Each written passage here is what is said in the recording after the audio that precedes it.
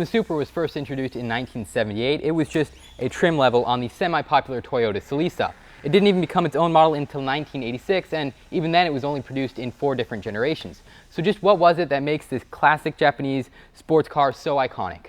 Well, in the beginning of its life, the Supra found its popularity in motorsports for the most part. It raced a couple races in the 24 Hours of Le Mans. It competed in the IMSA championships in the Japanese Super GT series. So that attracted a lot of customers, but what really makes it so popular even now, 20 years after it stopped production, is what's under the hood.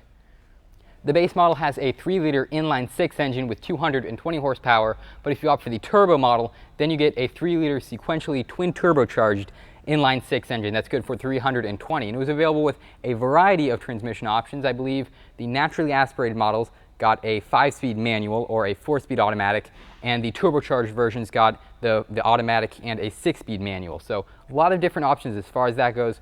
And this engine is really popular. It's called the 2JZ, and it gets swapped into a lot of different cars. It's so popular that people want to put it in other cars too, not just the Supra.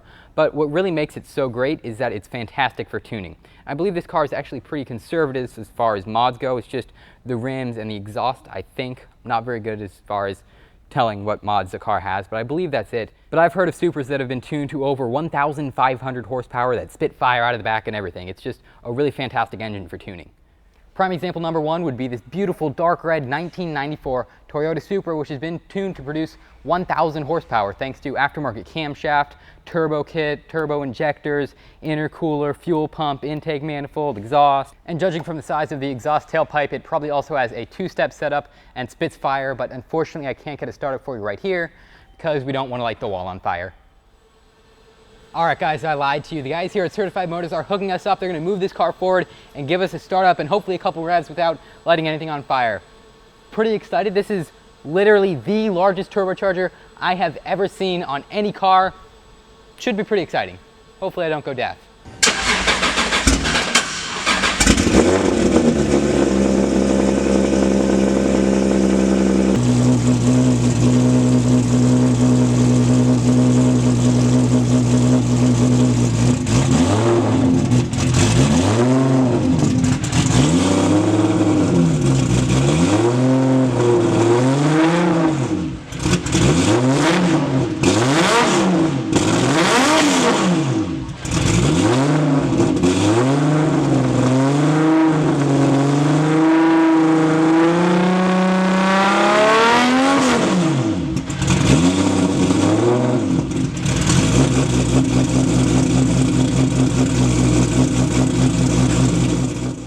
Another thing that's really helped the Supra become such a classic car is the exterior design. I personally feel like it's one of the best looking cars.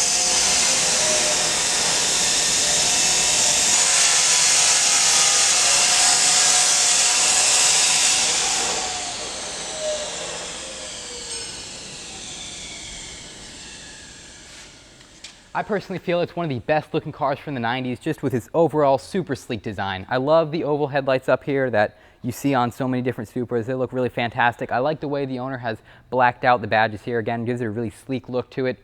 Nice little intakes down there that go to intercooler for the turbos, I believe.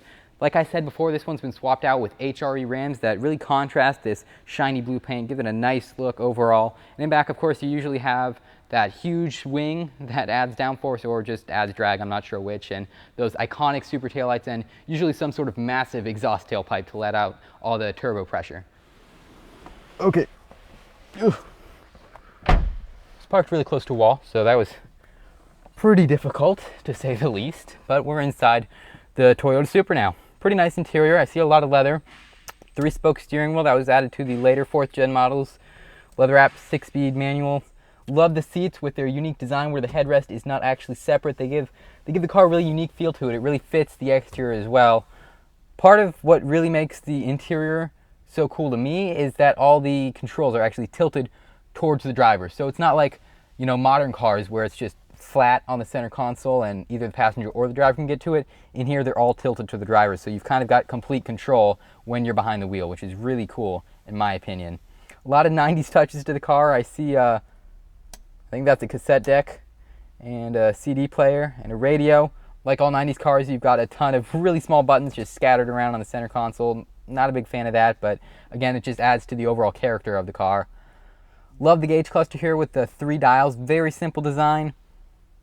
Yeah, it's a pretty nice interior. Maybe not the best from the era, maybe not the best now, maybe not the best that's ever been produced, but it fits the car. If you like cool cars like this, don't go anywhere. My channel has a lot of cool content, like the review of the 2018 Camaro ZL1 1LE, which you can check out right there. Thank you for watching. Remember to like, comment, and subscribe.